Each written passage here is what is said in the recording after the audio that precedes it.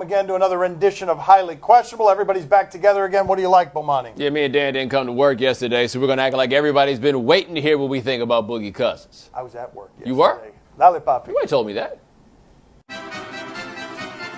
Is Magic Johnson the right guy to make the Lakers relevant again? Man, this was cutthroat. This was gangster stuff. At the beginning of the month, Magic Johnson is brought in as an advisor and a consultant. And what he advises is everyone get out of the way. I'm in charge now. Longtime general manager Mitch Kupchak gone. The brother of Jeannie Buss gone. And now Magic Johnson is going to make all the decisions. But, Money, I don't know that he's qualified to do that. The failure of him as a coach was pretty spectacular. I don't know if he's qualified, but the people who were doing it before weren't very qualified either when it comes to Buss's brother. Let's stop and take a moment to appreciate the fact that Magic's gangster is so certified, he just fired the owner. Like that dude, he's one of the owners. He just got fired from this. Now, is Magic the right guy to make them relevant? However, Magic is why we talk about this on the top of this show. A certain relevance does come with it. The question is, does Magic know what he's doing? I don't know how we answer that when the only real indicators we've got are coming off his Twitter account. There's a lot of exclamation points. I don't know if exclamation points are going to make the Lakers great again. By the way, 2 days before the trading deadline. Hey, everybody, new boss in charge. I'm guessing they're not going to make any trades. Can I say something to Jim Buss? Yes, go ahead. Don't worry, Jim. You got another top job. I'm only kidding. What is there for him to do now, by the way? I mean, he's going to still work there. Right. What's his gig? Don't hurt yourself, Papi. What does he say about the Kings that they turned down a better offer for Boogie last week? So basically, the Kings have turned into what the Clippers were when I was a kid, except when I was a kid, the Clippers never had a player as good as DeMarcus Cousins, and even they wouldn't have just given him away for a box of basketball cards like the Kings did. But Vlade Divac seemed to have a little bit of an explanation.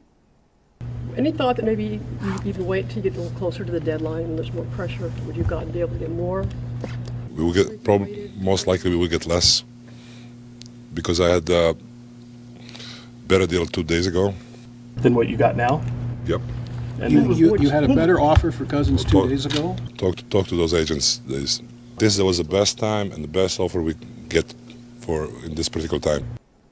You don't say that out loud in front of people, man. The one thing this does seem to indicate, though, is that Vivek Ranadive may have a little bit too much to do with basketball because the only person that seems to love Buddy Hield in that way is him. Why? Because he thinks Buddy Hield reminds him of Steph Curry because Ranadive, former minority owner at the Warriors, really wants to make the Kings the new Warriors. Buddy Hield ain't no Steph Curry, man. There are only 2 reasons you volunteer that if you're Vlade Divac, because he wasn't asked, did you have a better deal 2 days ago? And the only reason we know it is because he volunteered it. The 2 reasons are this. You're incompetent, you don't know what you're doing, or the second option is you want everyone to know that this trade is not your fault. Either it's the owner's fault or it's the agents who wouldn't agree to an extension for Boogie somewhere else, and therefore they nuked the deal. This is Vlade Divac telling you and everyone else, hey, this ain't my fault.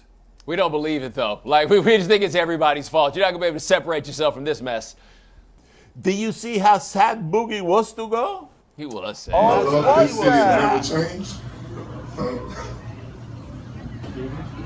Love you, Boogie. Love you, Boogie.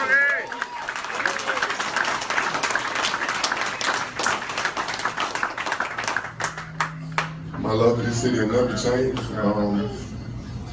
Even though I'm gone, it'll still be the same. I'm still looking out for these kids. Every family in this city matters to me. Every soul in the city matters to me. So everything's the same. I'm just not in a Kingdom uniform anymore, which is okay because the love is still here. On the things that really matter, DeMarcus Cousins is absolutely in the right place. On those things that don't really matter that much, like basketball and getting along with the people that you work with, it's a little trickier. I like emotional Boogie. I'm looking forward to the future emotional Boogie who tells us emotionally all the problems he had honestly with that organization, because that guy's coming too. Would the Derrick Rose, Tim Thibodeau, the Butcher, reunion were for either side. You got his nickname right, the Butcher, because he looks like a butcher. You called him Tim, though, when his name is Tom. Hey, we take our victories where we can get them. This doesn't make a lot of sense from a basketball standpoint, given that it's being talked about Ricky Rubio for Derrick Rose. Ricky Rubio, according to all the metrics, including defensively, has been better than Derrick Rose. But you make this deal if you're trying to get a contract off the books. They're trying to get rid of Ricky Rubio. Derrick Rose's contract will come off the books in a year, and then Tim Thibodeau would be able to do things with the salary cap room that affords him. And the thing with Derrick Rose, if we didn't have the context of what Derrick Rose used to be in everything in Chicago, he's an 18-point-a-game scorer, shooting 46% from the floor. That's not a bad thing to pick up. And at the very least, Derrick Rose is going to try to finish where Ricky Rubio has demonstrated over the last 8 years. He ain't really about that sort of life here. It works for the reason Dan said. You get Derrick Rose in, and then you get him off the books. This is Minnesota saying, we've got a better point guard than Chris Dunn for our future. Let's move on from this guy we have here. You know who might veto this trade? Derrick Rose's knees. Oh. That's right. They're not saying enough of the Butcher. I don't want to go in there anymore. I tried this before. He cusses at me and it hurts. When he said enough of the Butcher, I thought it was a different word he was going to use. Also started with BU, and we were going to have to bleep it out. Are you surprised to learn that Rick Ankiel drank before games? All right, Rick Ankiel's got a book coming out, doing a little promo for it, and he says that when he had a severe case of the yips in his second year in the league, he was drinking vodka before games. Now, is this a big shock? Not really, because if you remember how good he was as a rookie and how quickly it all fell apart, he would have done anything at that point to not think while he was on the pitcher's mound, just to take his mind elsewhere so that maybe he wouldn't have to consider how hard it was to get the ball over the plate. I'm honestly surprised he didn't do more. I'm telling you, when I saw Rick Ankiel pitch in short circuit, it is as vulnerable as I've ever seen an athlete be in public. It was David Duval type stuff where you're looking for any kind of escape hatch. I imagine a lot of people say this is reckless, irresponsible, and cast all sorts of moral judgments on this. But when you're as lost as this guy was with the talent that he has, I don't blame him for looking for escapes, detours, and anything that feels like a cure. Plus, when he was an outfielder and he needed to hit, he started taking the HGH. Look, whatever it was going to take for Rick Ankiel, he was down to give it a run. But it's still okay if I drink before the show, right? Yeah, that's no okay. problem. Yeah, that makes it better. I mean, that's no problem. No, that's okay. Yeah, We allow that here. I got to get in the mood, you know? Yeah. Wait, move for what? Did Sutton goalkeeper do anything wrong? All right, we're going to talk about the footy. They call it the footy over there. Anyway, it's this big old tournament. You have teams of all different levels, and somehow it got on the board that this guy, Wayne Shaw, a third-string keeper who weighs 300-plus pounds, would go at some point into the crowd to get a meat pie. Well, it seemed that there was no chance for him to go into the game, so he figured, hey, how about I go get me a meat pie? Yeah. There he is right there, eating that meat pie. 8-1 odds if you had him having a meat pie during the game, the roly-poly goalie. Now, the dilemma here is that everyone knew that this was on the board, and maybe his people might have had some money on it, and therefore he went and got the meat pie for them, to which I say, that sounds like the casino's fault and not mine. You should have known what I could have found out and how much I love meat pies. He resigned, incidentally, but he can take all his gambling winnings. You cannot have gambling around your sports this way. He can take all his gambling winnings now that he's 45 years old and was a little bit of a joke anyway, and eat all the meat pies he wants, which sounds delicious. I think that I'm qualified to be the new backup goalie for that team, you know? He's only a few years older, and he's got the same hunger. Coming up next on my son's TV show, we talk to Chris Hogan. Growing up, she used to be pretty good at playing the game Super Smash Brothers, and she can still kick my butt. And to this day, it frustrates the hell out of me because I can't beat her in that game. Joining us at the beach today is Chris Hogan. Champion receiver for the Patriots. My father wants to talk to him. I want to talk to him. Bomani's got to go to the bathroom, though. So let's get Bomani out of here. How would you explain your upbringing to somebody who wasn't around for it? What were the details that you remember? How would you describe it? I mean, my parents, you know, they did such a great job of raising me and, you know, just teaching me about, you know, what hard work is all about, and, you know, never giving up on your dreams, never giving up on something that you start, you know, never quitting on something. And, you know, that's something that really resonated with me when I was younger, and, you know, just trying to, you know, working hard, practicing, whatever it was, just to, you know, try to be, you know, great at sports in high school and, you know, then in college, and I graduated from Penn State. That was something, that academics, they always took very seriously. And, I was very, very thankful for the way how they treated and how they raised me and my brother and my sister. And, without the lessons that my dad had taught me and my mom, they really taught me about working hard and to get to where you want to get, you got to work for it. When did you doubt the most once you realized, okay, I want to try this football thing? When did you doubt the most that you'd be able to make it as a pro? When I first got my first taste of playing in the NFL, when I was after the lockout and I went to San Francisco and they signed me as an undrafted free agent, just when I was on the field with them, I knew that I could play in the league. I just needed some time to learn the sport of football again because I've been away from it for so long. And, I just needed a couple of different opportunities, and I was very thankful I was able to get some opportunities in San Francisco, Miami, and then in Buffalo, and now with the Patriots. And it's just been incredible. Which release ended up hurting the most? Which is the one that you remember making you either most scared or most hurt?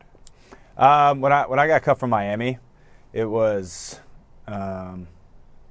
I put a lot of effort into trying to make that football team. The hard knocks and just throughout training camp, I thought I played really well, and it was one of those things where you put a lot of effort, physically, mentally, emotionally. You put a lot into it. Trying to make a football team, and when I got cut, it was pretty tough, but I can't really sulk about it. I can put my head down for that long because this was something that I wanted to keep working for. So I drove all the way back up to New Jersey and started working out probably 2 days later.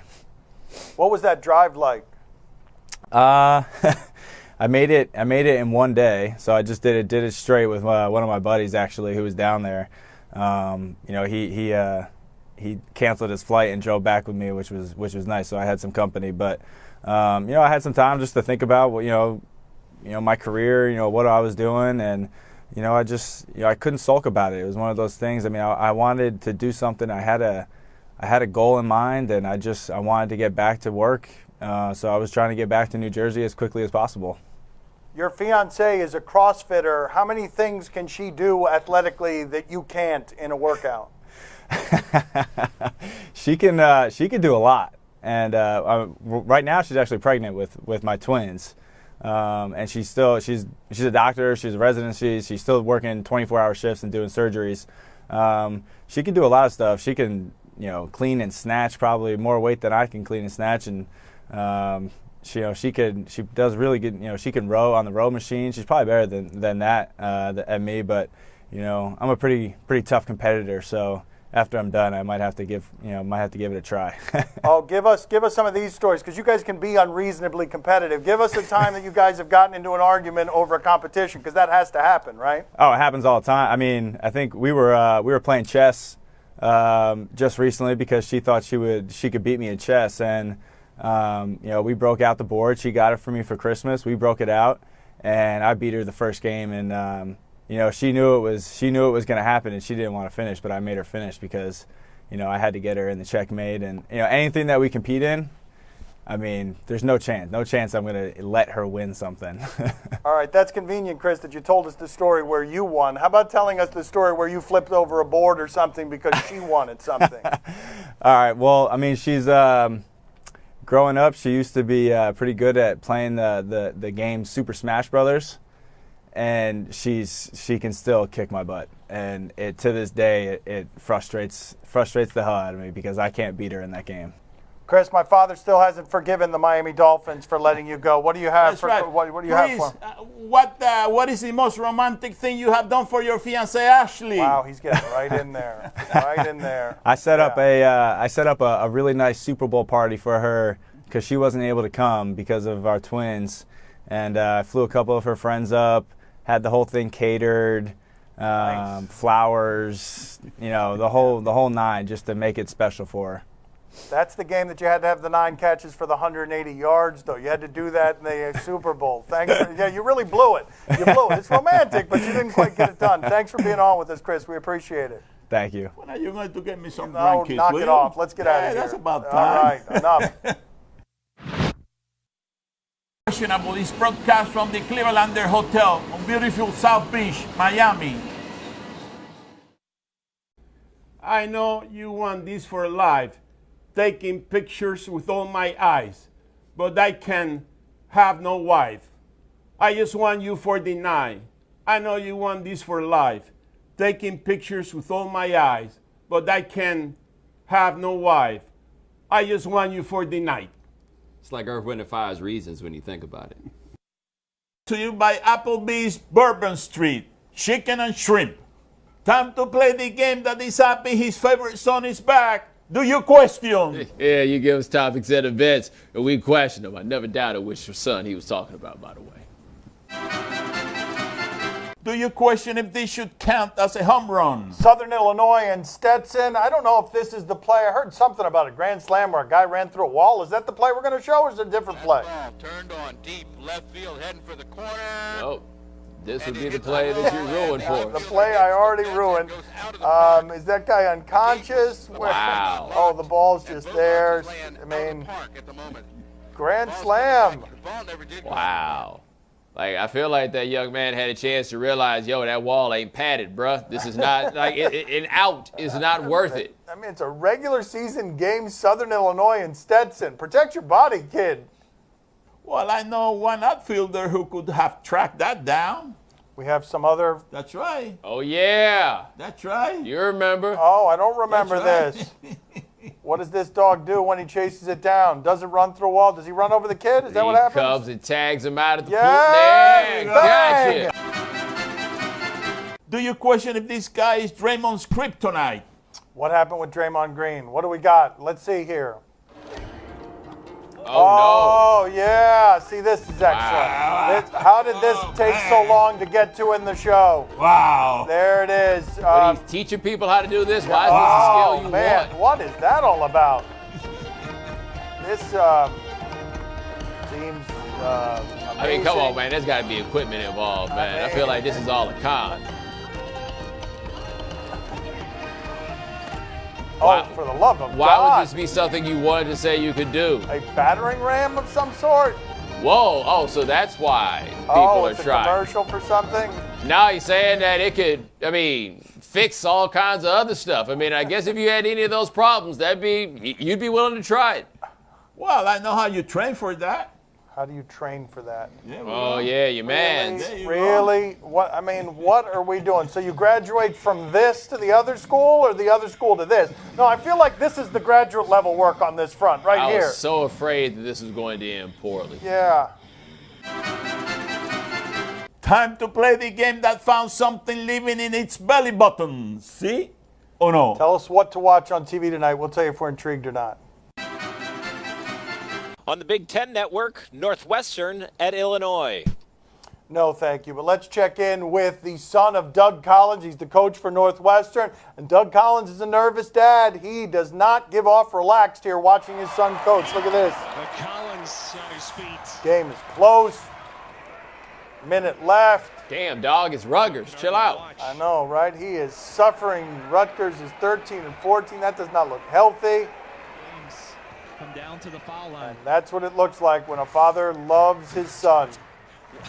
So important It's here now. interesting to watch it from that perspective. I envy the son of Doug Collins. Look at that. That was my father. Throughout my childhood, I'd strike out. Well, not this part. The part where he just walks out of the arena dejected and red-faced. Bomani, are you intrigued? I got to say, though, that is a better look than when Chris was an assistant at Duke and Doug Collins showed up to the ACC tournament in a Hawaiian shirt with a blonde dye job. That's one of the 5 funniest things I've ever seen in my life. I ain't making that up, neither. You couldn't make that up. Poppy, are you intrigued? Oh, see, I'm very intrigued. This brings back old memories. Do you remember what I used to do when I was watching you play? Yeah, you used to. Hey, boo, you stink, you gotta do better down there. You had a bump, you had a bump. Right. I do remember, yeah. Wait, he wasn't saying that to the other team, was he? No, it was me. On HBO, Real Sports with Brian Gumbel. Did Bryant Gumbel want a trip to his vacation home near spring training, and that's why he created a story around Joe Maddon? Let's see. In the days before leaving for spring training, Maddon was at the wheel. prepping to make the 2,000-mile trek from his home in Florida to spring training in Arizona in his own RV. Maddon seems to revel in being different, whether it's the way he gets to work, the way he thinks about the game, or the way he personalizes his lineup cards, with initials of mentors and friends and a variety of acronyms that remind him of what's most important, even amid the pressure of a World Series. Do not permit the pressure to exceed the pleasure. I just used the first letters. Do not permit the pressure to exceed the pleasure. You're playing a game, man. You're playing a game. I've wanted to do this since I was a kid. I'm going to go out there and not have fun with it. You got to be kidding me. DNB AFF. Yeah, do not be a fan. Which basically means... Don't spectate. Don't watch the game. You cannot take one pitch off. Joe Maddon is interesting. That was not. Bomani, are you intrigued? So he drives the RV from Florida to Arizona. How's the damn thing get back? Poppy, are you intrigued? Oh, see, I'm very intrigued. But listen, what the hell is going on with Brian Gumbel? You know, he doesn't even shave for his job anymore. I mean, he looks like a homeless guy. They don't pay enough there. He is kind of mailing it in. That's right. I mean, he is. I think that's fair comment. I mean, he just wanted a trip on an RV. That's all the time we have for today. Thank you for watching. We'll talk to you tomorrow. Thanks for watching. Gracias. See you mañana. Come closer. Come closer. Come closer. Come closer.